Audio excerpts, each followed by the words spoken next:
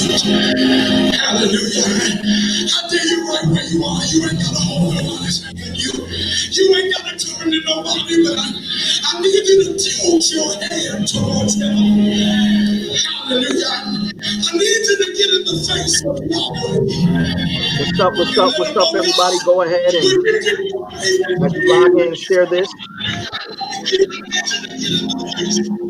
Go ahead and share this tonight's conversation. There comes a time like we must face, when God puts us all in a real tough place. It sounds like the pastor is talking to me. Yeah, have you been there? We all can agree. Yeah, tears falling, you're dealing with conviction. See, God is trying to get your attention. Before destruction, there's a warning light. That these are what you will call the storms of life. They come to me, your finances or illness, the death of a loved one while here, hugged up, car accidents, foreclosures you found filled, with another one in your marriage going downhill. Go ahead and share this tonight. Great job, laid off, suicidal thoughts is the vibe that you gave off. Your whole life is crumbling down. It's just God saying, come to them now.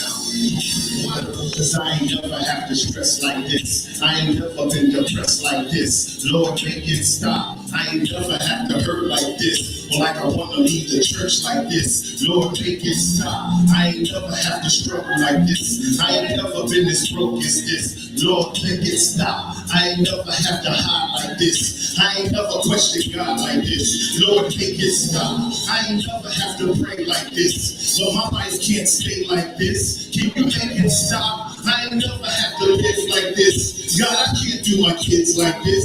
Can you make it stop? I ain't never face a test like this, when everything is just a mess like this. Lord, make it stop. I ain't never have to suffer like this. I know Thank you, everybody that's logging in. Please go and share. Go and share. I never lived a double life like this. God, I can't do my life like this. Can you make it stop? I ain't never been as weak as this. I ain't never have to speak like this. Lord, make it stop. I ain't never been attacked like this. I ain't never have to act like this. Lord, make it stop. I ain't never have to cry like this. Lord God, why is it like this? Lord, make it stop. I ain't never have to struggle like this. I ain't never been this broke as this. Lord, make it stop. I ain't never have to hide like this. I ain't never. Thank you all for joining. Please go ahead and share this. I ain't never have to pray like this. So my life can't stay like this. Can you make it stop? I ain't never have to live like this. God, I can't do my kids like this. Can you make it stop? I ain't never face a test like this, when everything is just a mess like this. Lord, make it stop. I ain't never have to suffer like this. I know we can't get no rougher than this. Lord, make it stop. I never lived a double life like this. God, I can't do my life like this. Can you make it stop? I ain't never been as weak as this. I ain't never have to speak like this. Lord, make it stop. I ain't never been attacked like this. I ain't never have to act like this. Lord, make it stop. I ain't never have to cry like this. Lord God, why is it like this? Can you make it stop? I know the Bible, I can quote the verse. But life's been from bad to worse. Lord, make it stop. I'm on my knees, I'm in front of the church. Can you break this generational curse? Lord, make it stop. I'm being honest, God, I want to confess. I'm consumed by the lust of the flesh. Lord, make it stop. I got a problem, I continue to sin. I can't believe I'm repenting again. Lord, make it stop. Every day another brother is shot or being robbed for whatever they got. Lord, make it stop. Where's the justice? Where's the peace? Why we keep getting killed by police? Lord, make it stop. We can't trust those that carry a gun. Now mothers have to bury their son. Lord, make it stop. We keep screaming out, enough is enough. We all know the world is corrupt, but you can make it stop. I can't keep getting abused. I don't want to end up on the news. Lord, make it stop. I can feel it all over the globe. So many going through the story of Job. Make it stop. I never should have followed my peers. Now they're trying to give me 15 years. Lord, make it stop. I know I can't make it alone. See, they talking about taking my home. Make it stop. I ain't never felt pain like this. Never knew that it could rain like this. Lord, make it stop. I ain't never feel forced like this. Like I want to get divorced like this. Lord, make it stop. I ain't never feel neglected like this. I ain't never been rejected like this. Lord, make it stop. I ain't never faced a storm like this, where everything is going wrong like this. Lord, make it stop.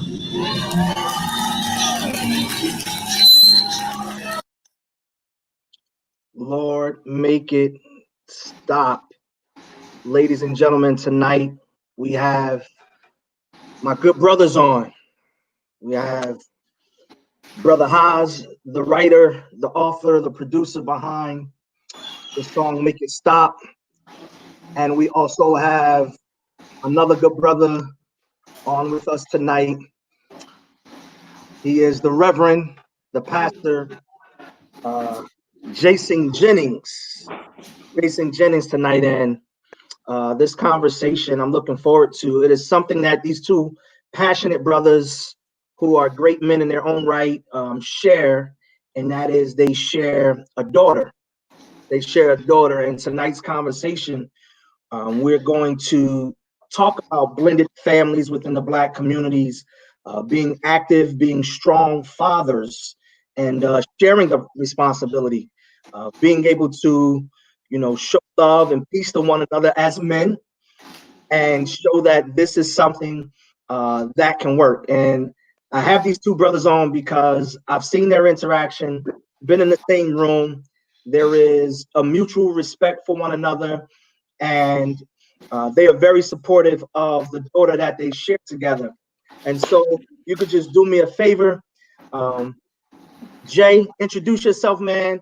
Let the people know who you are, what you do, and then we'll follow up with Hahz. All right, peace, Jay, man. Glad to be here. Hahz, what's going on, my brother? Jason Jennings, Pastor Jay, known to many. I am a father, right? Before I'm a pastor, I'm a father and I'm a husband.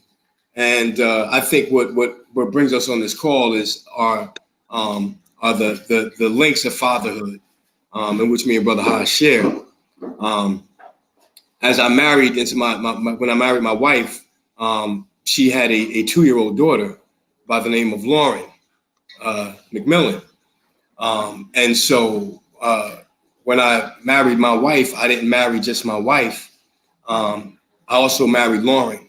And when I married Lauren, I didn't marry just Angie and Lauren. I married their attachments. So I married into whoever Lauren was attached to. Just like we have in-laws, I think that piece of it, Hahz may not be necessarily what you call an in-law, but he is a part of that family union because of his immediate attachment to Lauren. And so Lauren, being the oldest of 3 girls, Angie and I also have two other daughters, Lauren and Kylie. Jade and Kylie. So that brings us here, man. The father of 3, the husband of 1, and the pastor of many. Yeah. Good stuff, bro. Everybody, depending on how long you've known him, he is Hahz, BKA Hahz the Ripper, aka converted to Brother Hahz.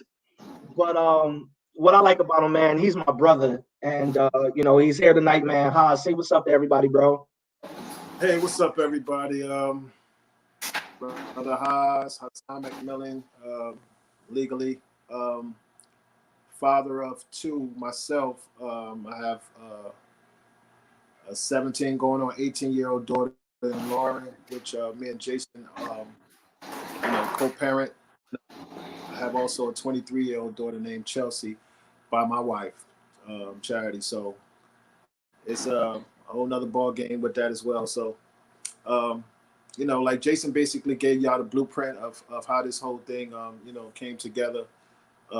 Me and Angie created, we were together years ago and created our daughter Lauren, and we went our separate ways. She married Jason, and, the blended families started. And we're here, 16 years, almost 16 years later. Yeah. As a blended Yeah. It's a lot to cover tonight. There's a lot to talk about from day one to now. It was a journey. It's been a journey, and you know, as a father, it's a lot to you know, it's a lot of ego and pride that has to be swallowed when you're dealing with a blended family. Now, the child has to come in front of everything. You know, yes, Yeah, how you feel. You have to put your child first. yeah, You know, sometimes it took some time for me to learn that in the earlier years. But you know, once you get to understand a person, get to know a person, um, you know, what we have is like very unique. yeah, You don't find too many families like this, especially in the urban community. yeah. So Right. yeah, it's a beautiful thing. That's what's up, man. And we're gonna dig a little deeper into that. Let's drop back a little history, bro. Let's start with Hahz. Let's start with Hahz. You and your relationship with your dad. Let's let's talk about that, man. Can you just share with everybody um, your childhood experiences in your situation in your life?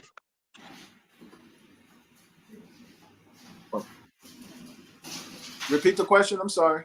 Okay, yeah, I want you to talk to the people about your childhood growing up and how the situation was in your home without your dad. Like, give the backdrop how you grew up without your dad.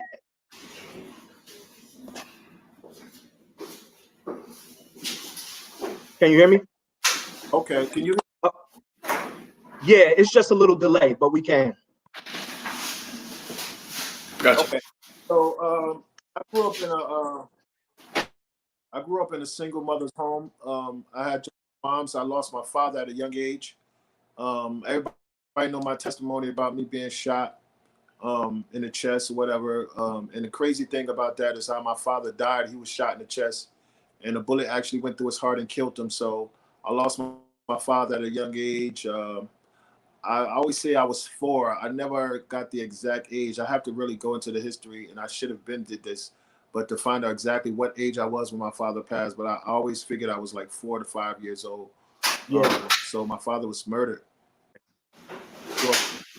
You know, the oldest of 2. I had a young, and my mom took care of us my whole childhood. You know, as a young youth, like between after my father passed, my mother felt like she couldn't take care of me at a young age, so I moved in with my grandmother, and I lived with my grandmother for a few years in a project at Grafton Avenue, and we we shared a household with me, my uncle, my cousin Greg, and my 2 cousins, Misi and T.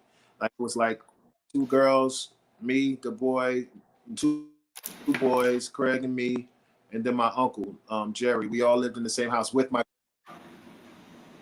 So that was in the project. You know, the projects had big apartments, so it was like 3, 4 bedrooms. So yeah, I grew up with my grandmother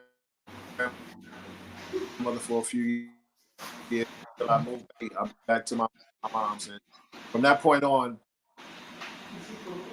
I was lived with single moms, and you know, just her dealing with different men actually. So right, you know, through my whole childhood, you know, my mother would date one guy for about 3, 4 years, and then she get rid of him, then another guy for another 3, 4 years, and then she get rid of him. So, you know, it was this one guy named Dexter Dew.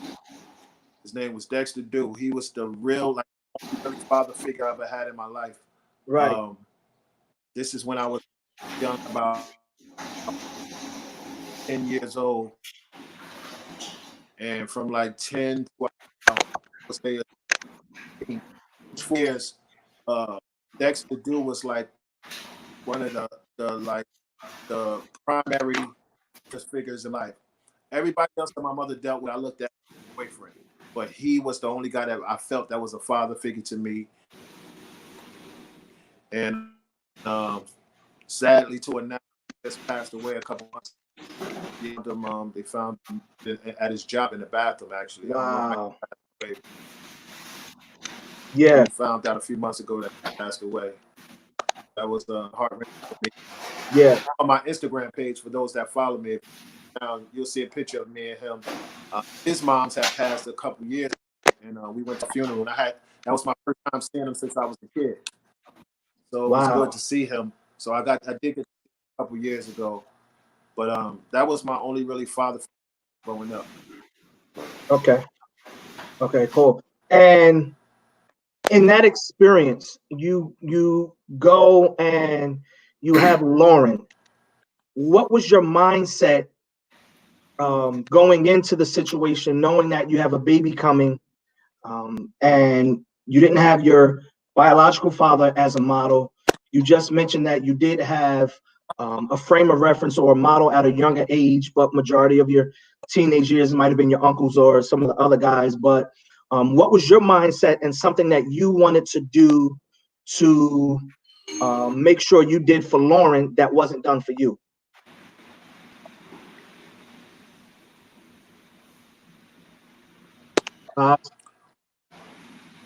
Well, my mom's was a disciplinarian, so I Okay. kind of took on a lot of those traits from her. She Okay. was a strong provider. She was taking care of. Um, my mom's was she did everything for us. She made sure we was good. She also always made sure we had a roof over our head. We had food on the table. She did what she had to do. My mom's was a soldier. She took care of us like a mother should. She Right. made sure that we was taken care of. And I picked up a lot of the traits of my parents from my mom's Got you. on how she raised us. And even though So, I father figure there, like I said, Dexter was like my only father figure. Um, I picked up some of the traits from him as well, and instilled it in my parents and Lauren. it's good stuff, bro. Good stuff. And I know many people don't know, but if they go and they start to follow you, and they will see the relationship that you have with Lauren. And I'm here to tell you guys, it is not just for the gram. It is not just for the book.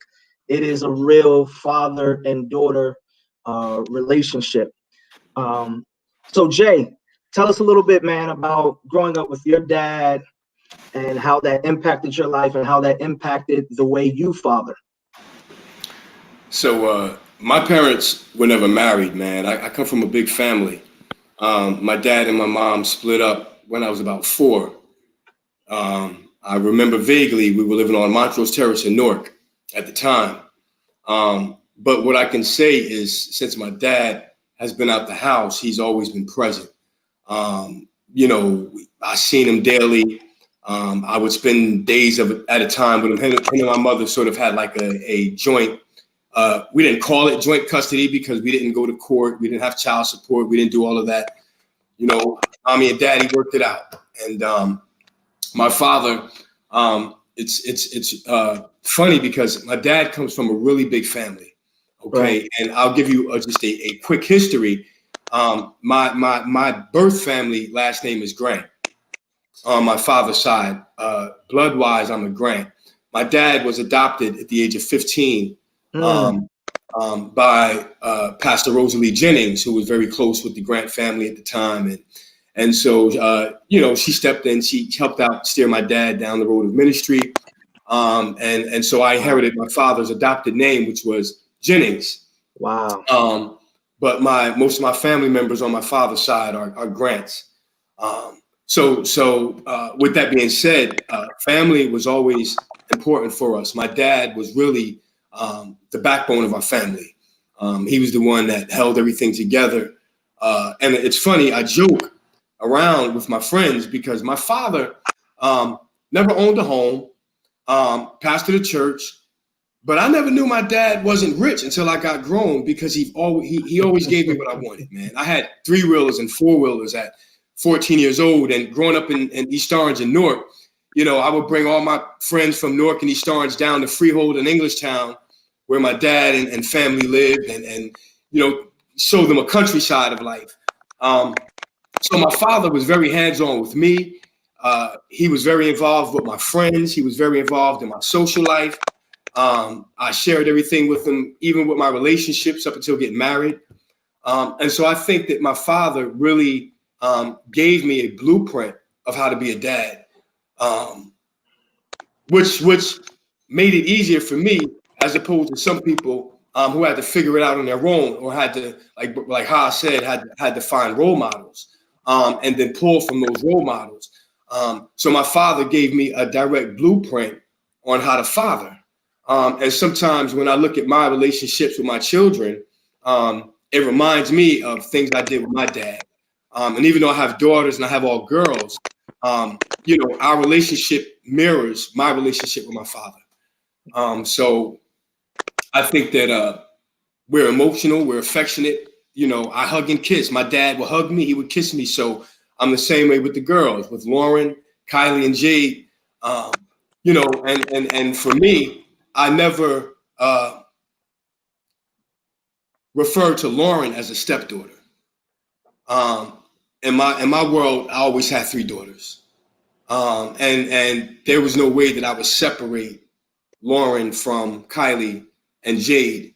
And you have to walk a fine line with that, right? Because Lauren also has her father.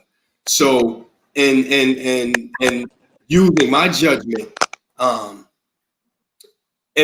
being part of raising Lauren, I would always would ask myself, well, would her father approve? So if I'm going to, do something or say something or have a conversation or expose her to something, one, it would be no different than with Kylie and Jade. And 2, well, how would Hahz feel about it? So it's important that I take those feelings into consideration. Yeah, good stuff, bro. So in this moment right here, as we're talking about fathering, and then coming to the situation with Lauren and Angie at the beginning, Jay, what was your, and then we're gonna go over to Hahz and get his thoughts. Once you knew you were marrying Angie, what was important for you as it pertains to becoming that, I guess it would be third parent for Lauren? Like, what was on your mind? What was in your thoughts? What was that like? I think, I felt like I always had something to prove too in the beginning. All right. So Angie already having a daughter and already having that experience with Hahz, for me on, and I masked it, I camouflaged it, but it created some insecurities in me, right? Because it wasn't a competition thing, but it was a experience thing. For me, I was going through fatherhood for the first time, as to where she had already gone through it. So, and back then I was younger. I wasn't Pastor Jennings. My ego drove me as well. But I also, because of my father, right? Because of my dad, and how I watched him deal with my mother when she had different boyfriends come around. Same thing. I grew up in a house with all women. My mother, her sister, and my 2 cousins who are like sisters to me. And anybody knows me, growing up, you didn't see me without seeing Ann and Tay. So I grew up in a household with women. And so I watched how my father dealt with the dynamics of what went on in my household. I saw how he handled that. And so for me, God rest his soul, I can honestly say I was very fortunate to have a father that drew a blueprint for almost every area of my life. Yeah, that's good. While Hahz is working on his visual, we're gonna keep going. So during that process, you talked about checking your ego, checking your pride. What did that feel like, man? Like, did you gotta have to have like a mental talk with yourself? Like, it's like, all right, Jay, chill. That's Lauren's dad. Like, yo, we good. Like, what was that like, man? Yeah, I had to have a mental talk with myself just like he did. There was in the beginning maybe some, tension. We've never had no major disagreements or falling outs or anything like that. But I think in the beginning there was some tension. Just as egos, you have male egos. But I think honestly, being that God was always at the center of the dynamics in this relationship, Yeah. I think it was easier, not always easy, but easier to put pride aside. Yeah. In some areas. That's good. Hahz, man, we talking about the beginning of the partnership. You mentioned earlier the whole thing with the ego. What was the beginning, knowing that Jason was going to be around for a while? What was your mindset, and how did you feel emotionally when it came to that? What was it? Yeah, where were you?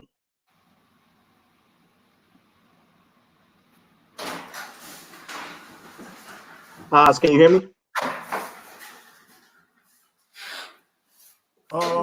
Okay.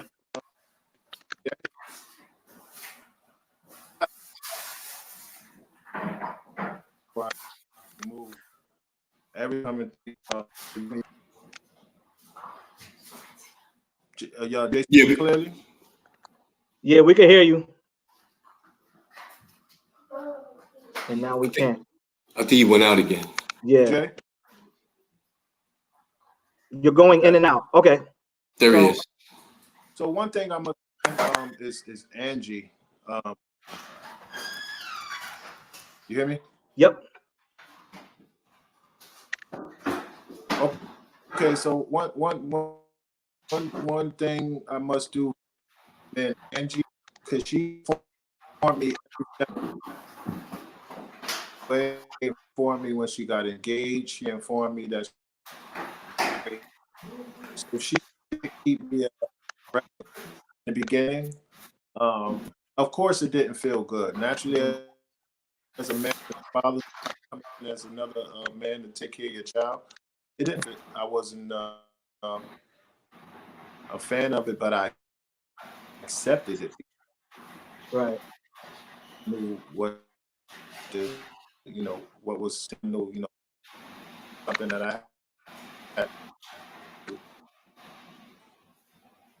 Hold on, Hahz, you're breaking up again.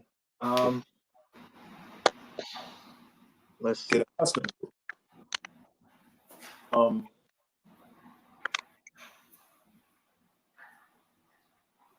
Hahz, you want to go back out and come back in? Really like, I didn't really needed that. Yeah, I don't know if he knows he's going in and out. Yeah, let me I'm gonna send him a message. Okay.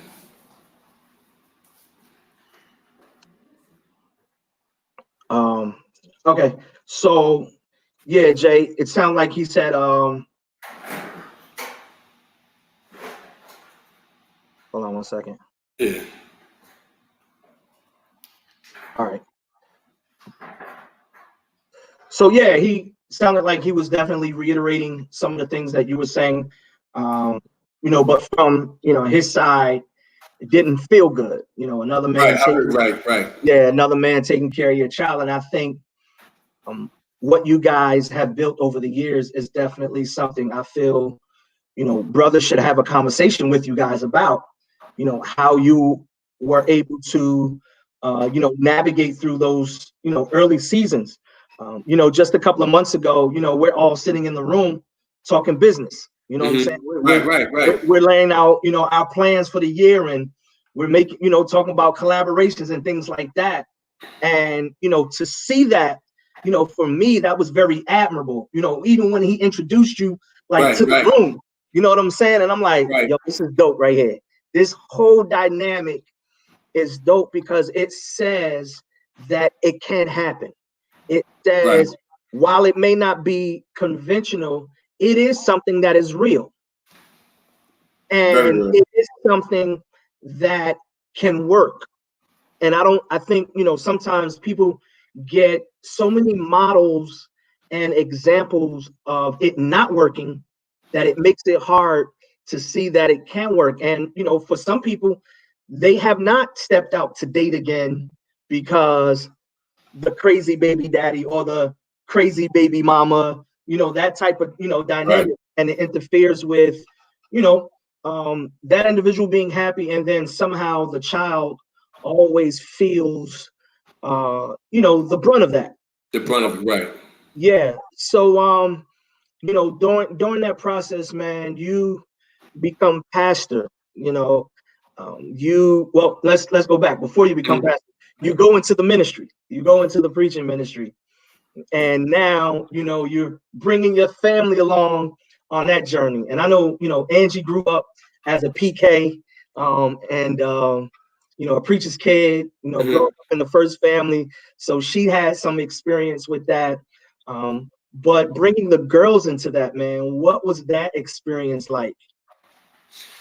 So, you know what? I have to go back to my father again, right? Because my father was a pastor. But he wasn't always a pastor. There were times when I was young and, my dad would hang out, he drank, and, he came back to the church when I was about 11 or 12 years old. And so he always kept it real. I'll be honest. My father, when he became a pastor, he was still dad. When I was 17 and I started driving, we talked about girls. We talked about sex. He knew what his 17-year-old boy was doing. So even as a pastor, he talked to me like a father and not just a pastor. And so, it helped me to understand. One, my dad said something when I was young.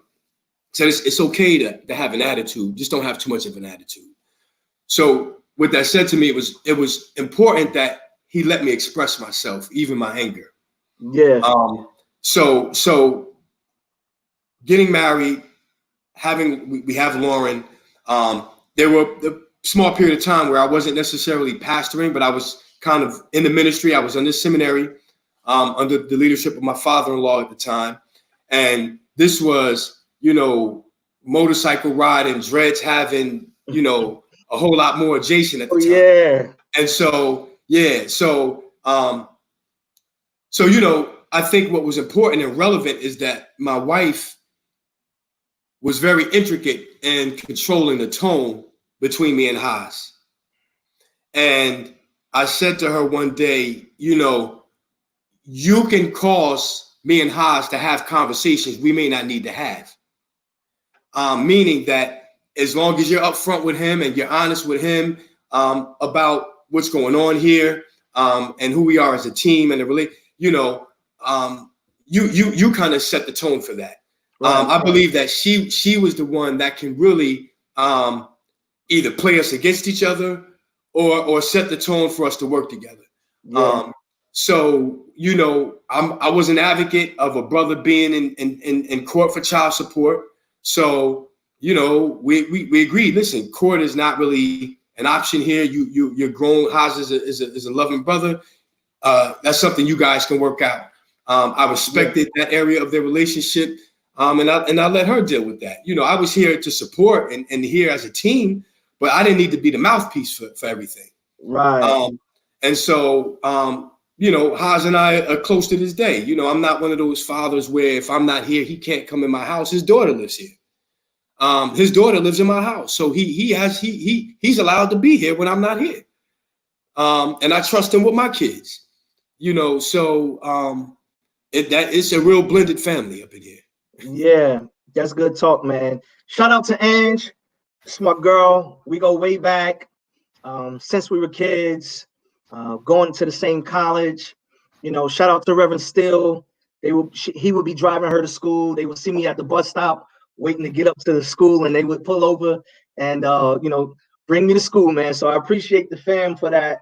Shout out to Ange. Thank you so much. Appreciate you. So yeah, man. And so, you got this whole dynamic working, and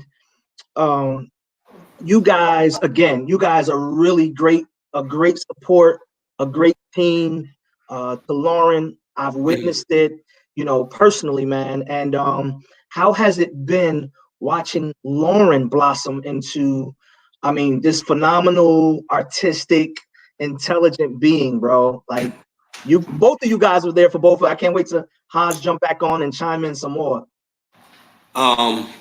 It's too fast, man. It's fast. It's happening fast. To watch them grow right in front of me, right? I was telling my wife last week, I remember driving to church driving to Asbury, looking in my rearview mirror and seeing Lauren, Kylie, and Jade. And I look in my mirror and it's Lauren, Kylie, and Jade, and they're just 6 inches higher in the backseat of my car. And I'll be honest, man, I tear up sometimes. I'm in the car, or I'll sit home and I'll look at them and I'll tear up because of the how fast they grew up. Lauren will be 18, man, in a few months this year. You know, so it's like, wow, okay, I have a daughter that's 18, and you know, so oftentimes because Lauren is in the house with me, right, I see things that Hahz may not always see. So there's going to be some things that I catch that he may not catch because of the daily routine. So we have that open line of communication where it's like, yo, you know, just keep your eye on this, all right? and we can talk or I'll shoot him a text and say, hey, FYI, you know, and respectfully, I don't go through Angie for that. Him and I have that relationship. Yeah. So you know, and that's important. Yeah. What and how have you handled tough conversations with Lauren? Or have you had them, or is something that you gave that responsibility to Angie, but like how is that dynamic? You know, it's funny. So I always laugh, right? Because Lauren was 2 when Angie and I got together. Good, Hahz is back. Lauren was 2 when Angie and I got together. And when Angie and I started dating, I remember the house that they lived in when Lauren was a baby. I think Hahz had recently moved out, and so when me and Angie moved in together, we got engaged, moved in together. I would always say, I don't think Lauren remembers me not being in a home, and so she knew early who was her dad and who was her stepdad. You know, she was never at conflict. She never felt like she had to choose. She never felt like, well, what they call me Poppy, right? So I'm Poppy, Hahz is daddy, right? So there was never a conflict in what Poppy was saying in the house and what daddy was saying in his house. There was never a different message being sent out. Right. So I think that's important. Yeah. So Hahz, bro, we got to go back. We got to circle back because you were dropping and sharing some stuff, man. Talk about those beginning years and parenting, and then Jason coming into the picture. And you mentioned, you know what? Let's just start from that point, the beginning. You can reiterate some of what you were saying as far as another man coming into the picture and how you felt. Yeah, like I was saying, it didn't feel good. I didn't know who Jason was. Even though Angie was seeing him, I was like, do she really know? You know, guys put on, you know, they show their representative to the ladies. They don't show who they really are, you know. So I'm like, who's this guy coming? You know, who she's seeing like that's going to be around my daughter. Like, so I was feeling the type of way, and I was, you know, very, very like overprotective and about the whole situation. I didn't. Me and Angie was at you know, we was at each other's necks and throats about this whole situation for a while, and you know, it was a rough start. It was a very rough start, and especially for me, you know, accepting the fact that, you know, this is what reality was about to be, you know, Right. for my daughter's whole. So it was very rough, and of course, you know, naturally so those things happen, and then you have to, you know, sit back and actually the mature man inside of you have to really step to the plate and understand, like, yo, you have to be a bigger man about this and handle this the right way, and you know, this man ain't going nowhere. He's just married you know, the mother of your child. So you have to step up and you know, look at things differently and handle things differently. Yeah. Cool. What let me ask you guys this, because again, I kind of had like separate relationships with you guys. Jay crossing the campus of Willie P, and then later on skipping some years, and then kind of later on in Angie's life. But I've been around Hahz, you know, quite a bit, probably since around 2006. And but let me ask you guys, so can you say, or can you remember when it started clicking for you guys? Was there something that happened with you personally, or something that happened within the relationship where it's just like Hahz just talked about, it was mature thing of, let's gotta step up. But I mean, that still takes time to develop. So was there a time when like you was just like boom, like it just kind of just started working, just started fitting? Or was it something you guys intentionally did, phone call or whatever, to say, all right, yo, we gotta flat out do this? I think it just unfolded over time. Trust builds, right? Yeah, So I think over time, you assess. I'm sure Hahz, and he could probably answer better than I can because he had to do more of assessing than I did. Considering it, Lauren was in the house with Angie and I, right? So I think it was harder for him not being there, right? And then having to deal with some things, decisions being made about where we're living, and again, all of that. Lauren was always priority when I made those decisions, or when Angie and I made decisions to move. We always kept ties in mind. Like going out of state wasn't an option. Going an hour and a half down the Parkway wasn't an option, because we wouldn't rip her away from that either, or rip him, separate him from that. So I think over time, as our family values began to unfold, the authenticity of our relationships began to develop. yeah, that's good. Hahz, you want to chime in on that? Yeah. That's basically correct. Like we just it was for me, it was more so like I just had to like accept what it was, adjust, um, and try to develop a relationship with this brother, because I'm like, this man is going to be my child's stepfather, and I had to, develop a relationship with him, get to know him, and even with his kids, like I started to come around and like interact with his children as well, from childhood to now, Dope. and as a blended family should. But it was just like it got to a point where I think it's like, I'm a sharp dude, Jason the sharp dude, so he pick up on things about me, I pick up on things about him, um, and we interact on the strength of that. You know what I mean? Um, and it got to a point where we it was at one season, it was like we was really like was really close, like we were having conversations, Yeah, family conversations over the phone. Right. Jason would call me about this, or call me about that, yeah, like blah blah blah, whatever. So it got to a point where respect factor was there on both ends. indeed. Indeed. Hahz, man, I was just sharing with them, right before this COVID joint, man, we were sitting down talking business. We were sitting down Right. talking collaboration. And I was telling them one of the things that I thought was very admirable of you was the way you introduced Jason to the room. And I thought that was just great because if anybody knows you,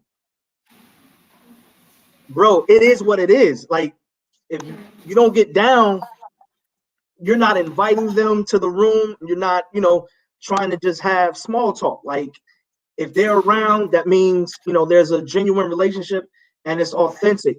And hearing you introduce Jason to the room, the way you did, and you even just shared, that you guys share a daughter together, man, it was just absolutely powerful to see two Black men, father, a daughter together, and now finding out, growing past the different stages you went through of the ego and getting through the insecurities, man, and then flourishing. Again, I thought that was very, very admirable. And I wanted people to see you guys and hear your testimony and hear what you have like gone through. Somebody watching tonight, this is for you. Somebody's watching tonight and they're in this situation. what advice would you give them? What advice would you give them on how to go about creating a healthy environment for the child? Man, don't tell me he Did he froze go out again. again? Did he go out? Yeah. He went out. Okay. Yeah. Jay, so I'm gonna swing it over to you, bro. Right. What would you share, man, with a brother who's trying to figure it out, and that Right. and that's So for me, Jay, I'll be honest. I'm gonna start with this. God is my answer to everything. That's number one. So if you're in a marriage, if you're in a relationship, whether it's a blended family, whatever it is, the absence of God is the presence of more problems. So for me, keeping God first in everything is necessary. Because in my humanity, listen, I'm not that good. Neither is Brother Hahz. Neither is Angie. And our humanity, egos kick in. So I think because of the Spirit of God that is in us, we're able to communicate with humility. We're able to remain humble. We're able to show meekness. Hahz talked about it when he said, there's some things I had to eat because another man is raising my daughter. That's long suffering. So I think that, bearing the fruits of the Spirit, for me, is what helps me be positive in this situation and then communicate the right way and communicate the right things. More importantly, sometimes it's, you can have great communication, but if you're not communicating the right thing, right, you can say it wonderfully. You can say the wrong thing and make it sound good. So I think it's important that we communicate right, and then real respect's real. Can y'all stop? Those are Lauren's dogs barking. Matter of fact, she just came outside. So real respect's real. Hahz and I may not have known each other personally, but there was some familiarity coming up in East Orange and Newark and Willie P. And so I think that there was some recognition with both of us, and there was a level of respect, right? And so that real recognized real brought us to a meeting place of respect, right? Outside of our differences, outside of the pride, there was a level of respect that was there from the beginning. And then the presence of God, being able to exercise wisdom and communication and knowing what to say, and more importantly, knowing when not to say anything. There were times where I need to let Angie and Hahz have some conversations that I don't need to be a part of. Doesn't mean I don't support her. It doesn't mean I'm not part of the equation, but I don't have to be the mouthpiece for everything. Yeah, that's good. That's good. That's good. As we wait for Hahz to come back in, bro, this question here is, how have you been emotionally? How have you been mentally over the past couple of weeks, couple of months? Right before this, buried a loved one close in that. Principal Glisson, shout out G, rest in peace, my brother. Definitely gonna miss your energy. How have you been during this season? Ministry, losing close friends, and then the climax of the police brutality, the racism. How have you been? Wow. I'll let you breathe, Hahz. Hold on. I'm good now. I'm on the computer now. Okay. All right, you know what? It's funny. I got on the computer because I knew I may have issues with the phone. But Jada, so to answer your question, one, I'm doing well, and I'm not giving you the cliche answer. Yeah. I am doing well. What I'll say is, during this pandemic, I've learned some things. I've learned a lot, man. I've learned a lot about myself, and I learned a lot about the approach to ministry. Yeah. Right. And I just want to share this. I've been at several protests. I took Lauren, Kylie, and Jade. We've gone. I spoke at a few protests. We did some marches. But I wanted, and I had a conversation with Lauren Hahz, because she went to a march, something they were doing here in South Plainfield, and she came to me with her poster, and she said, "This is what I want to do, because here in South Plainfield, I don't feel like they're supporting us. This is what the administration is doing." One thing I have to understand, this generation is different. We grew up 80s and 90s. I mean, coming up on South Orange Avenue in the 80s and 90s, man, and watching my kids grow up in South Plainfield, right? Totally different. So I think for me, I have to exercise a level of patience for the things in them that I don't understand, whether it be the music, whether it be the lifestyles, whether it be the things they support. There's some things that I don't understand, but this generation is different. And so I have to realize, Lauren being 17, about to be 18, she's a new voice about to come out. So when she painted these Black Lives Matter sign, I said, listen, if you're going to march, if you're going to go to a protest, it's important that you have your voice and don't let no one give you a narrative for what's important to you. You have to speak your truth. Don't let other people speak your truth, and don't let other people drive your narrative. So I think she's at a very critical stage where, as a dad, Hahz might agree, I have to bite my tongue a lot more with her and allow her voice to be heard, because we can crush her or we can lift her up by what we approve of as the father. Yeah, that's good. That's good. Hahz, man, how have you been doing, bro? In the mix, things are happening, the police brutality, the racism. You're creative. So I've seen, it spin the creatives, a certain way in terms of either writing or, creating something that, speaks to the times. How have you been coping? How have you been dealing from pandemic to race to the racial injustices that have come out? Oh man, the whole pandemic situation was very, very, trying. We had to adjust to a whole different type lifestyle. It was a lot. It was a lot. Yeah.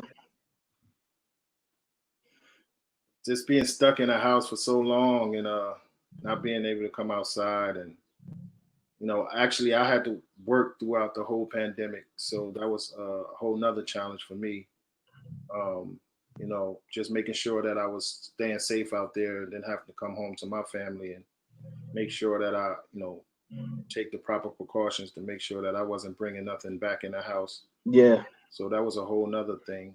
And then the whole Black Lives Matter protest was just great for what's been taking place. Police brutality is just, it's nothing new, but just to watch how this, the way George Floyd was murdered was just heart-wrenching, to say the least. I was very angered. I watched the whole video in its entirety, and it was just crazy.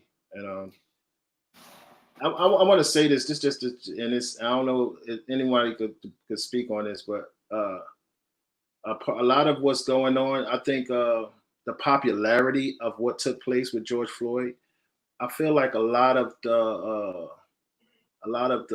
big companies and industries across the country are using it more so as a profitable game more than the sincerity and genuineness of caring about Black lives. Right.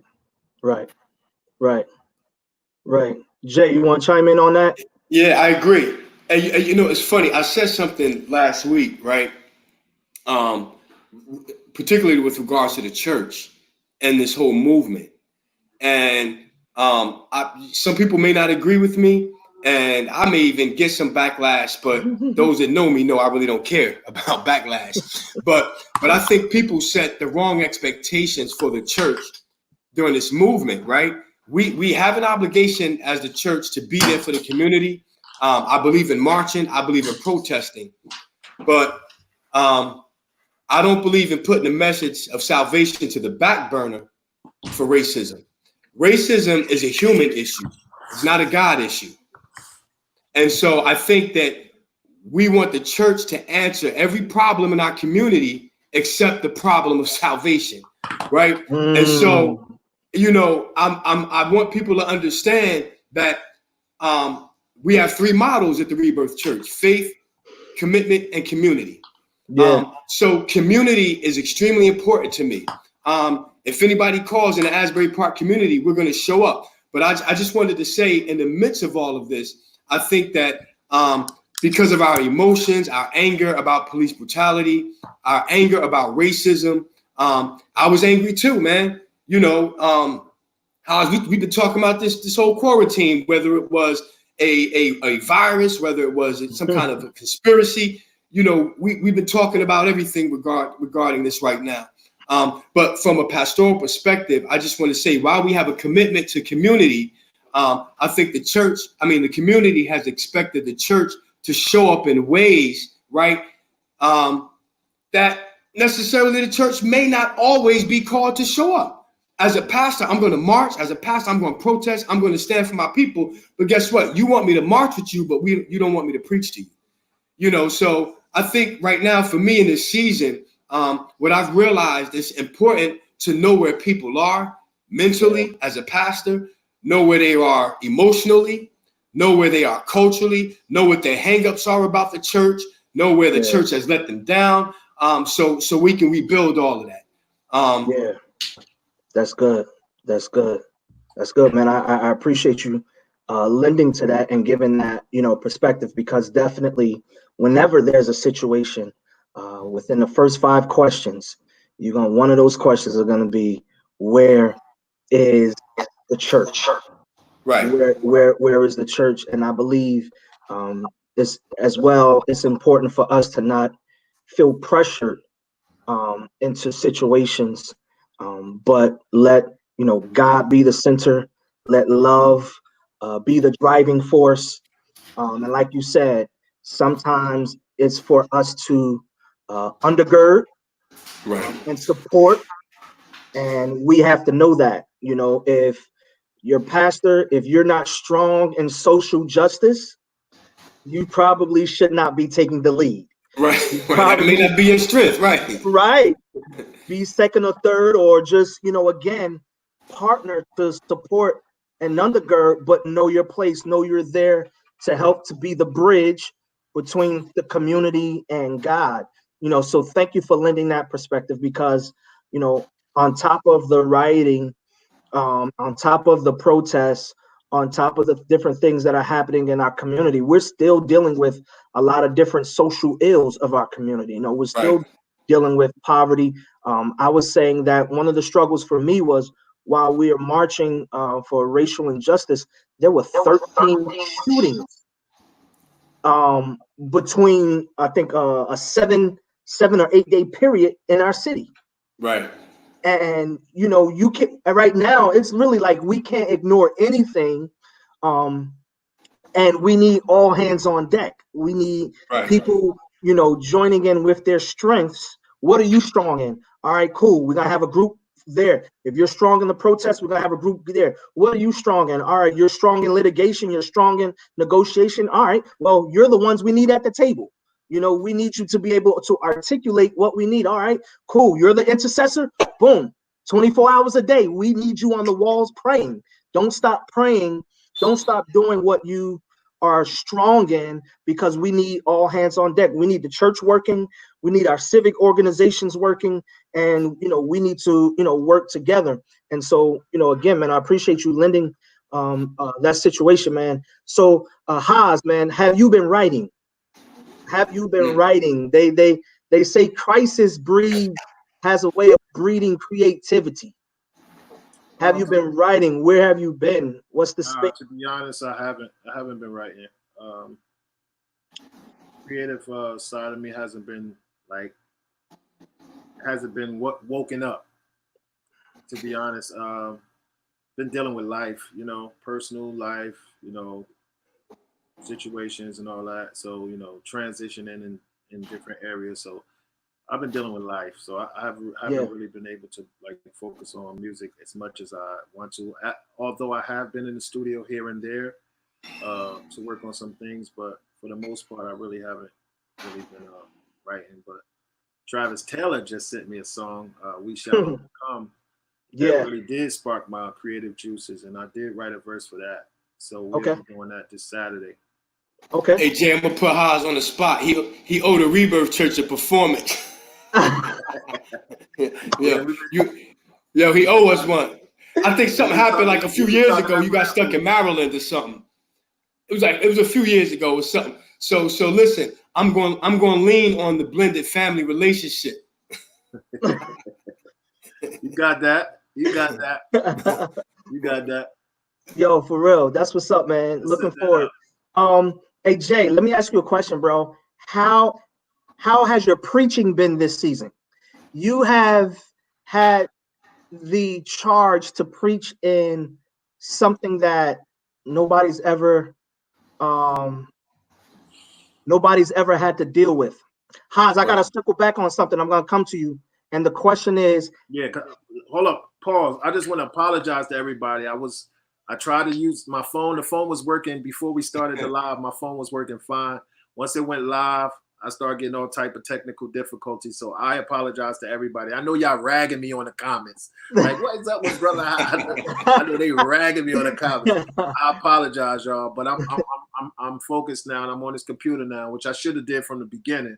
I know y'all like, right. But yeah, I'm here. I'm on the computer, so I'm live. I don't hear no glitching. Everything is fine, clear. So anything y'all want to double back on and ask me, I'm here for it. Okay, what I want you to think about while Jay answers this next question, we were talking about how would you help somebody who's in the predicament of blending families and trying to make it work or thinking about making it work, but they may be having a tough time. So I want you to think about what advice you would give that person. So Jay, you preaching in one of the toughest times, toughest seasons. I don't even think this is documented unless we go back to somebody who passed it during Spanish flu or something like that. What has your preaching been? What has your message been? So one, preaching has been more for me, I would like to say prophetic, right? I always joke, I'm not a prophet, I'm a pastor. But I believe right now I've been dealing in a season where God is giving prophetic words, right? More importantly, in addition to the preaching, I've been evaluating relationships in the church because I think that's what's going to be crucial, right, to sustaining church the way we knew it prior to COVID, right? Church post-COVID is going to have some new approaches that you didn't have pre-COVID, right? And so I think the preaching, one thing I've always learned is God's word is always relevant. It always evolves to meet the times of today. And so I think what's important for us as preachers and pastors, that we don't make the mistake in preaching our strengths and our weaknesses and our testimonies, but we need to make the effort and be intentional about preaching to the culture and climate of the churches and the communities. Yeah. If that makes sense. I think that the words need to be specific to the culture of the congregation and to the culture of the community, because that's where you meet people where they are emotionally. I have some of my members going through a trauma certification course so that they are certified in a first response as a first responder for trauma. So they'll be certified to have a conversation maybe until the ambulance get there and deal with trauma. Because there's a wealth of issues that are developing as a result of COVID. Sexual molestation, right? Alcoholism, domestic violence, all these things. People are trapped in their house. Some people are trapped in these houses with demons too, and issues that are unresolved. And so, their only outlet was their church, and their only outlet was their pastor. So for me, I need a prophetic word, and I need a godly way to make sure that the church continues to meet the ongoing and uncovering needs of people. Yeah, that's good stuff. That's good stuff, man. And so, Hahz, while we're talking about meeting needs, Somebody out there needs your words of wisdom and advice on how to navigate this season of working through blended families. Okay, so it's like two parts to this answer, and this is just my opinion. Um, First and foremost, you have to put yourself to the side. You have to That's put good. yourself to the side. You have to put your children first. That's good. But the thing about that, that's a two-way street. It just can't be you. The other party have to be the same way as well. So the wife or husband or the girlfriend or boyfriend has to be the same way as well. They have Yeah. to put themselves to the side and think about what's best for the child. That's first and foremost. Yeah. When they get that type of mindset, a lot of the ego and pride stuff will fall away. Yeah. Secondly, bear children with somebody, a woman or a man, for who they are, not for what they look like. Hey man, come on, man. Listen, Come I on, was man. always careful about who I chose to bear children with. It ain't Woo. about who you have sex with, who you know, indulge in sexual activities with. If you're talking about bearing children or you always have to think about who you would want to be the mother of your child, who you would want to be the father of your child. Yeah. So it Yeah. has to be who they are, not what they look like. Yeah. You want the father of your child to be somebody. If something happens to you, you know your child is in good hands. You know what I mean? So that's how I always felt, and that's why I didn't have Lauren until I was blah blah blah years old. Right. Because you're 21, man. Come on. Right. So it was like it's because and I was in the industry. I was out there. I was with Rockefeller. Y'all know my history. I was out there. So, but I never would just. It wasn't about a pretty face. It wasn't about a nice body for me. When it came to children, bearing children, I always wanted somebody that had morals, character, substance, was about something in life. And I found that in Angie. You know what I mean? When we dated, so I knew Angie would be a great fit for a mother of my child. So that's another thing that I would advise people that want to blend families. Make sure you blend families with somebody for who they are, not for what they look like. Because you just get somebody for what they look like, is a big possibility if they don't have the other part of themselves, like the morals, the characters, the values, the maturity. Don't sleep anywhere you can't sleep in the church. That's right. Right. I'm reading Shalika Moody, right? Right. Yeah. That's Right. the wife. So Yeah. they don't have that, then you have what you have, the baby mama dramas and all that stuff, and the Yeah. baby fathers being, abusive and all this stuff like that. So don't let a cheap thrill cost you later. Yeah. Ooh, that's a word. Don't let a cheap thrill. What they say? Don't let a. We might preach. Let me write that down. I might preach that. Don't let a cheap Don't thrill let a cost you. $10 sundress become $100,000 child support payment. That's What? right. Right. Yeah. So, That's really Hahz, man, while we you got have you, to, man. you have to be mature, man. You have to have a level of maturity when it comes to blended families, man. I Absolutely. had to learn that myself. So that's another Yeah. thing. You have to definitely be mature, understand what it is, and do what's best for the child. Indeed. Hahz, we talked about a little bit about the conversation. Was there a conversation between you and Jay of any concerns about how he would father Lauren, or did that just come like later, or was that at the beginning? Like, was that a, like, yo, I want to, how like some kind, we were talking about the ego. How sometimes, yo, I want to talk to him. I want to meet him. I want to, like, was there any of that, or that happened like along the way? I think it was something where Jason always felt like I didn't come to talk to him about how I felt when it came to Lauren, like in addressing Lauren about certain issues, and I did, and this was after we became cool and tight or whatever. Everything was fine, but I don't know. It was something. It was a part of me just. I don't know. It was an uncomfortability level for me. it's hard. It's hard to explain. Like, and it's like it was something that I didn't want to, I never touched on because I, I had to accept the fact that she was in his house, not my house. So she was Yep. under him more than me. You That understand? was good. Yep. Yep. So Yep. it's like it was touchy for me. It was touchy. It was hard. Yeah. It was hard to that was something hard for me to Yeah. kind of a hard hump to get over. Yep.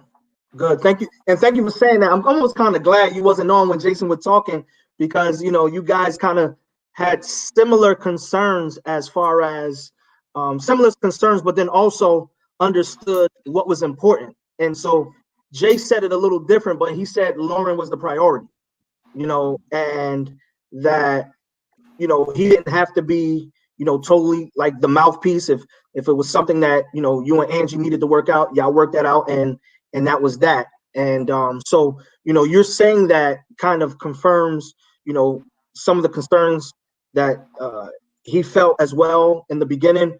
And so thank you for sharing that. So it just kind of came together right there, man. Kind of came together. So that's what's up, man. Question. Some people have, and we talked about this a little bit.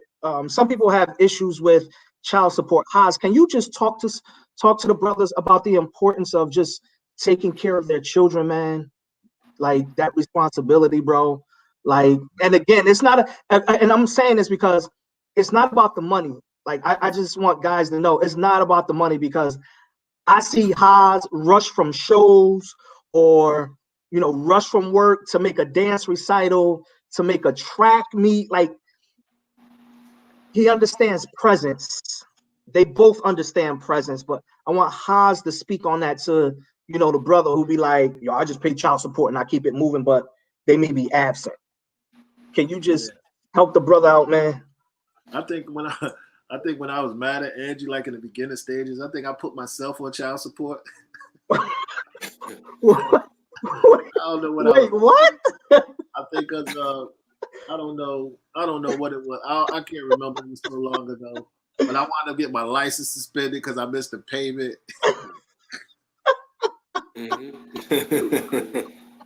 But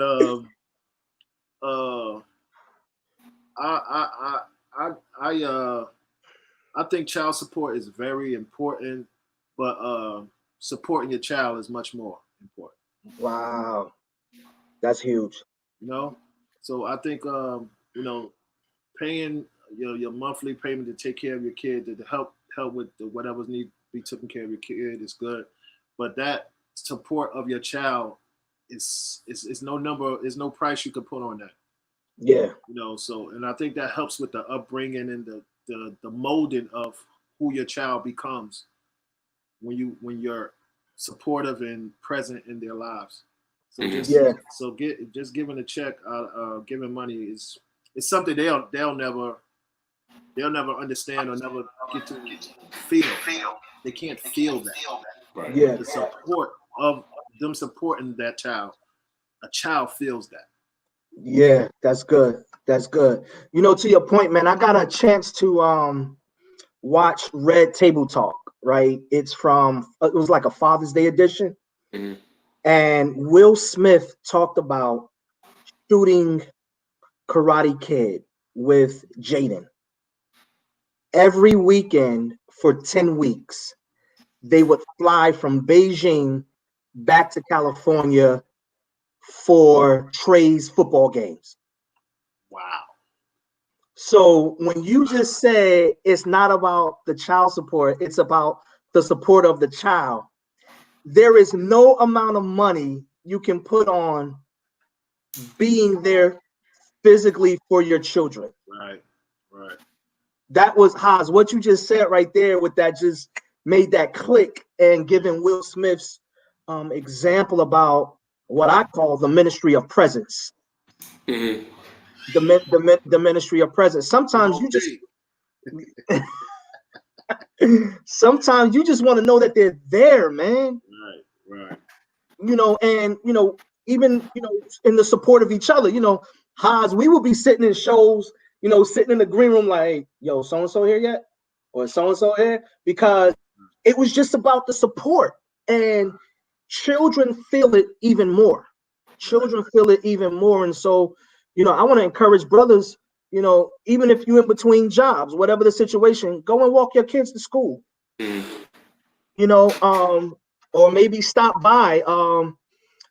There was one situation where they were saying, I don't know who I was talking to, but my cousin posted that my uncle would come by her school sometimes and have lunch with her. And the kids would like pick on her, but he wanted her to know that I'm there. He would pick her up from cheerleader practice, take her to her football games where she had to perform, pick her up from the games where she had to perform. He just wanted her to know that you are, a priority. And I think like in this season where this pandemic is allowing us to, see ourselves and see some things. I know for a lot of people, it's been opportunities for reconciliation. And, tonight's conversation in the month of June, we've been talking about fatherhood and ways we can be stronger fathers, better fathers. And, tonight I'm learning, the importance, and I hope somebody is really getting this, that there is, the thing of being present and being active. And something that has been said throughout tonight's show, humility, keeping God first. Right. And for men, one of the things we got to check first is our egos, is our egos. And, I really appreciate your conversation tonight, guys. Just one more question, and then we're going to leave we're going to have you guys just kind of give one thought to leave with people. But what was one of the important messages that you thought it was vital for your children to know? So we'll start with Hahz, and then we'll come back. We'll finish off with Jason. What was one important thing you wanted Lauren to know? Or what's one important thing you want Lauren to know and kind of take with her?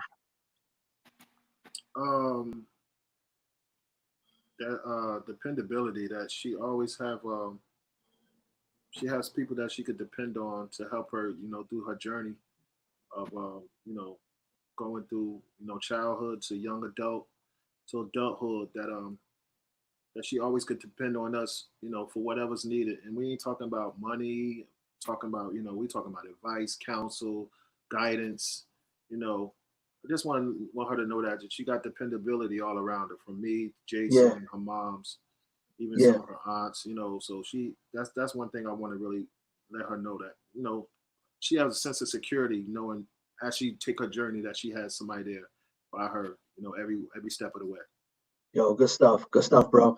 Jay, man, what's one thing you want, your children to be aware of and know? What's important?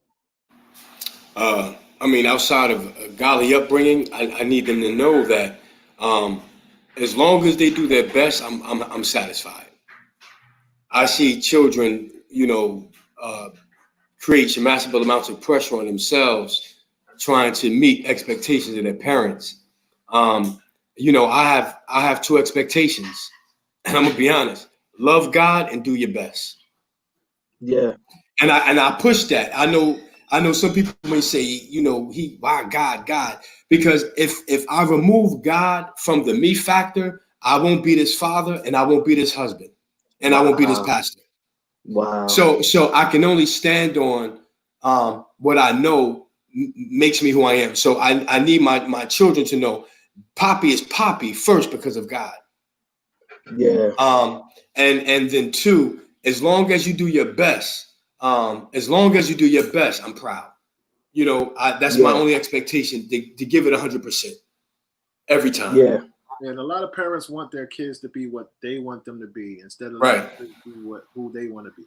Ooh, Hahz. And we have to. Go ahead, brother. No, you saying something? We as parents have to get out of that mindset, that way of thinking. We have to get out of that, because there's a new age, a new era. These kids out here are totally different. And we have to be like we back to the child support thing. We have to be supportive of our children, man. We have to be supportive of whatever they want to do. and push that. What makes them Yeah. happy, what makes them driven, what they're passionate about. We have to be behind that and supportive of Yeah, that, and not that's not good. not discourage them. Hahz, you make a great point, man. I'm telling you, you're triggering something. And I know we're at the end of the conversation, but you're triggering something, bro, because Will was talking about the way he was brought up, but then when he got the Willow, bro, she broke down everything that he thought he was supposed to do as a father. And he talked about how she had a song that went double platinum, right? And Jay-Z signed her. She goes on tour with Justin Bieber, and somewhere around the 5th show, she goes, "I'm done." So he was like, "All right, cool, let's go back to the hotel." She said, "No, no, no, no, no. I'm done with this tour. I'm done with music." And so he was like, "You can't be done. You can't tell Jay-Z no. You can't tell Justin Bieber no." And she was like, "I'm done." So the song was about shaking her hair or something like that, and she had this like, I shake my head. bam. I shake my head. Yeah, and it was a pretty hot track too. I was listening, bro. He said she cut her hair. So, if you're gonna sing a song about shaking your hair, but you don't have hair, bam, and it was a check for him because he said he was living through her. It was like this was what they wanted for her. Like, you got the music going, like you popping, you the it thing, yo, we doing it. You got your single went, 2 million out, 2 million downloads or 2 million sold. Like, yo, we killing it. And she's like, "Nah, that's what you want, Right. not what I That's want." important, man. That's important. That's important because I'm not, I'm not a pastor because my father's a pastor. He may have influenced me, but anybody know me knew at 7 years old I was even when I was out here hustling on the streets, people still knew there was something in me that was and you're right. We always try to make kids be who we want them to be and not who God wants them to be. And so I tell, even with these kids, I don't force them every Sunday to go to church anymore because they're at the age, especially Lauren, at the age where they're making decisions for themselves. I want them to begin to make the right decision because it's in their heart, not because I forced their hand. And so I think that we allow children to be who they are when we start respecting their decision making.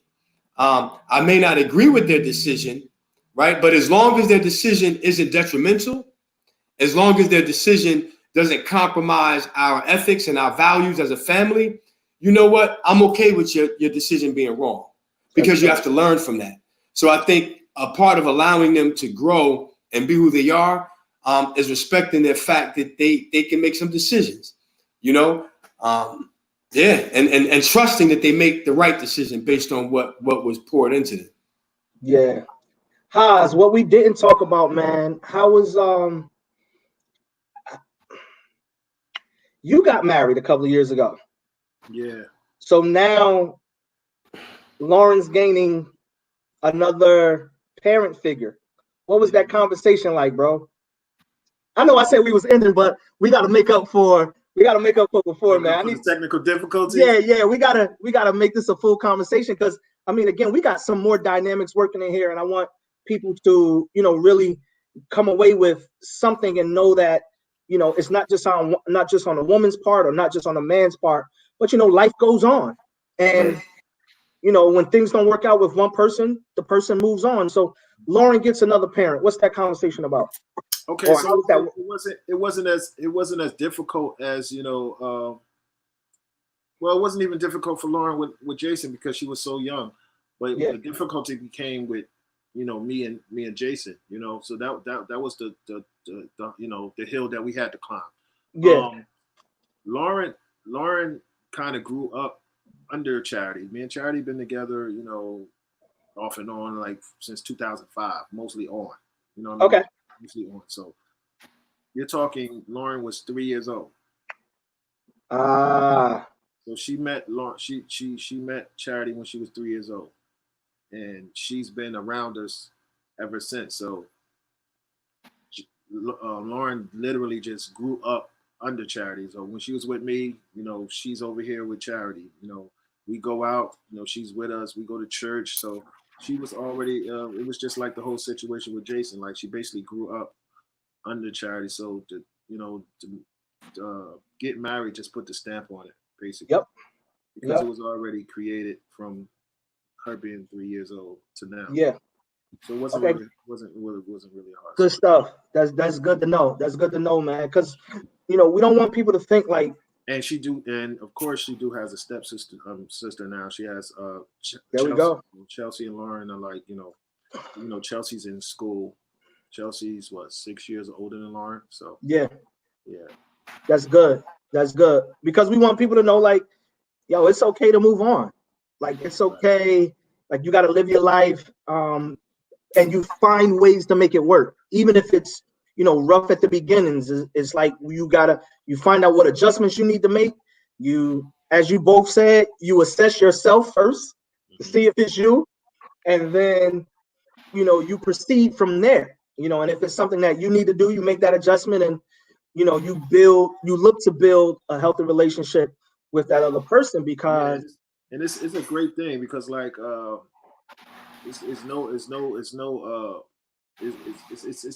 so blended to the fact when I'm over there and I come over there, Jason might not even be home, and he could walk in and I'm there chilling in the house, like with his other two kids, Jade and Callie, and I'm bugging out with them, and he'd just be like, "Oh, hey, Hahz, what's up?" And he'd keep it moving, go upstairs, go downstairs. It ain't like, he's like, "Oh, Hahz is here," and that's that. Like, it's that blended. So it's like it's a great situation, man. Thank you, Hahz. Once he could walk in and I feel some type of way. I say, "All right, Jade's here. Let me get out of here." It's never been, it's not like that. Yo, that's good. Into his home, you know what I mean? And you gotta think that's that man's home, and we share a daughter together. So when I come over, he's like, my house is your house, basically. Hahz, you here? I know why you're here. Blah blah blah, and that's that. Yo, that's good stuff. Again, you confirm, and that's why I wanted people to know, like, this is real. You confirmed something that he said earlier as well. So you didn't know he said it. You actually just interjected that. So it can work. And this is what I wanted people to see, that, no pressure on you guys. You can take the Charles Barkley. I am not your role model, but you guys have a situation that works, or that has worked, and it's not just working now, but it's grown to where it is now. For people who may have rocky starts, you didn't just get here. You've grown and you developed to the place where you are now. And I wanted people to see that, because it's a lot of conversations and it's a lot of things that are happening where people are trying to make situations work, man, and they're trying to get through it. And it's like, oh, you don't have to change who you are. Just check your attitude. Just check your thought process. No judgments. Let's make the important things, and let's keep everything else out. So when we go back to my shows, and I think you said something about the Think Tank Tuesdays, about me inviting. Yeah. I invite them to my shows. Like, they don't have to come. Him and Angie don't have to come to my shows. They come because they want to, because they don't have to, but they come and they support. And I always appreciated that. They buy shirts from me. They buy music from me. Like, they're very supportive. So that's a great thing, man. They don't have to do that. This is something that they're not obligated to do. They do it because they want to. Yeah, that's good stuff. That's good stuff. Hahz, while you're on that, man, let's talk about, what do you have out? How can the people reach you? Right now, you got the Make It Stop shirts. I mean, I'm waiting for I ordered my pink Blessed by God, but Make It Stop just kind of, make it Make It Stop has just been it was a humbug. It was like it was a humble state. It was me trying to make a statement to the climate that we was in. I did these shirts a couple years ago, right? Like with the rest. Yeah. And I found it going through one of my clothes bins. I said, "Oh snap!" So I threw the iron on it because it was a little wrinkled. So I'm gonna post a picture. Took a picture and posted it. And the joint went. I done printed these shirts 3 times already within the last 30 to 60 days, out of 30, 45 days, I done reprinted these shirts 3 times because they keep selling out. So it's been a good look. Yeah. But as far as social media, I know Hahz McMillan's Facebook, Brother Hahz is everything else. Yeah. New album, latest album out, The Hospital. I'm putting out one more album and I'm hanging it up. I'm giving y'all my hold up, let me get the camera right. My 7th album. I'm giving y'all one more album, and that's it for me. I'm up there in age. It's over. It's time to jump into bigger and better things. Probably jump over there with Jason into this whole real estate game. So let's go. No, let's go. No matter of fact, Think Tank Tuesday, man. We coming to a Zoom near you. Right. Think Tank Tuesdays. Right. You know, on Think Tank, we're gonna do a Zoom on that real soon. Real soon. Think Tank Tuesday. Month. Definitely within the next month, we're gonna do a Think Tank too. Might make it a Think Tank Thursday. Let's go. Hey, whatever worked. It was positive though, man. It was good. The atmosphere was good, and I met some good people out of that. Absolutely. Some good brothers. I just want to tell everybody again, and this is why it's important to have the right relationships. Before this pandemic happened, before everybody was on this shop black, we would sit in the room with anywhere from 15 to 30 Black entrepreneurs, business owners, some just starting out, some are way ahead of the game, 7-8 figure deals in the room, and they were walking us through the process. They were walking us through the process. It was we're not gonna stop. They kept getting better and better, each one, right? Each one was getting. I mean, at one point, one guy even had a blueprint in there. Like, yeah, one guy even had a blueprint in there, and just walking us through how different things were being done in the conversations, and we were building relationships to collaborate. We were building. When we talk about building generational wealth, I know it's a buzzword now. Listen, we were already in the process of making it happen.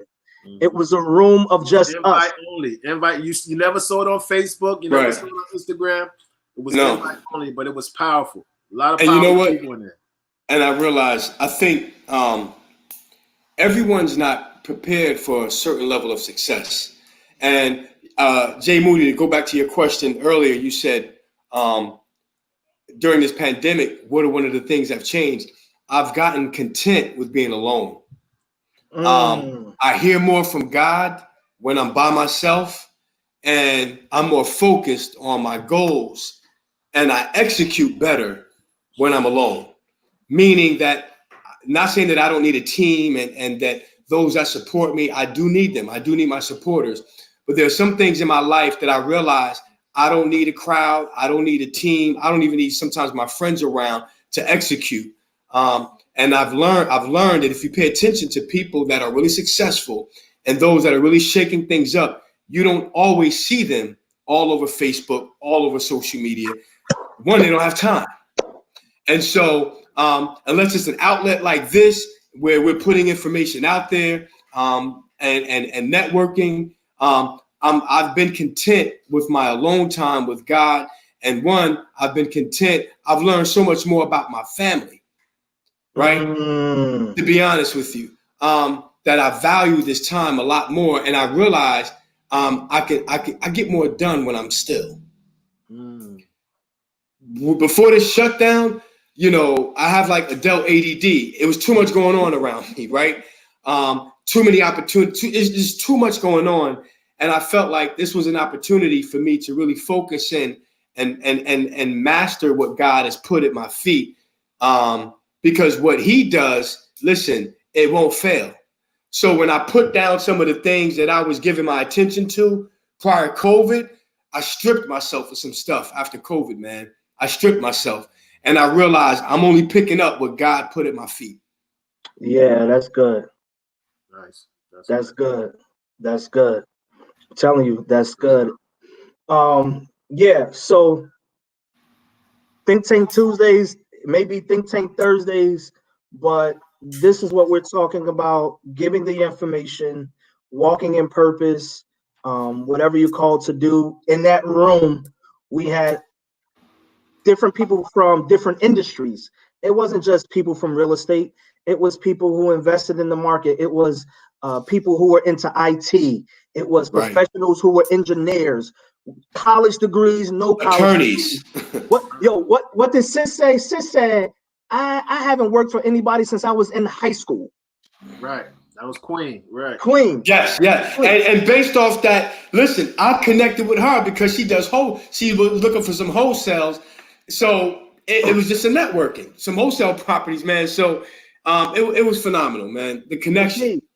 Indeed, man. And so, again, we're not about the hype. We're real brothers, looking to create opportunities and help one another, push one another, motivate. Hahz, Priya has already texted me. Put a small in for the Make It Stop. I will cash app you. I will cash app you, and we'll make sure we get it to her. Oh, your But pink shirt will be ready tomorrow. I got you, bro. Okay, cool. Wait. I ordered an XL or double X. XL. I'm battling COVID-20 right now. I need a double. But nah, I got you. But really, guys, man, this has been absolutely outstanding. For those who are viewing on YouTube, thank you for joining in tonight. For those who are viewing on Facebook, please go ahead and share this content and information. Again, you can follow Brother Hahz. It's Hahz McMillan on Facebook, and his Brother Hahz everywhere else, and that's spelled out BROTHER, Brother Hahz. Hey Jay, man, let the people know where they can catch up with you. Listen, we're the Rebirth Church of Asbury Park. You can find us on Facebook at the Rebirth Church. You can find us on Instagram at the Rebirth Church. We go live every Sunday, 10 o'clock. We'll be on Facebook Live. This Sunday, we're going to be outside. We didn't open up our indoor services to the public. I still, I want to play it safe, and I don't want to send the wrong message out. Listen, I was ready to go back to church a month ago, but that's just me, but I don't want to send the wrong message out. We want to remain safe. So catch us on Facebook Live at the Rebirth Church. Indeed, man. Thank you, brothers. Again, let us pray. God, thank you for this day. Thank you for my brothers. I ask God that you will continue to bless them and cover them, cover their children in this season, God. We thank you today for healthy parenting. We thank you today for the grace to parent in a healthy manner. We pray that you will continue to give them that grace. We pray that you will continue to anoint them to have influence in this season, that let their voices be heard, God. And I pray that you will prosper everything that they put their hands to do. Keep them in good health, mentally, emotionally, physically, economically, God. Whatever it is that you've called them to do, Father, give them the resources and give them the platforms for their ministries to go forth. And I thank you for hearing our prayers tonight. And we won't fail to give your name the praise. In Jesus' name, amen. Amen. Amen. Brothers, right. Love y'all, man. Appreciate you. Hey, peace, brother. I appreciate it. All right. Yes, sir. All right.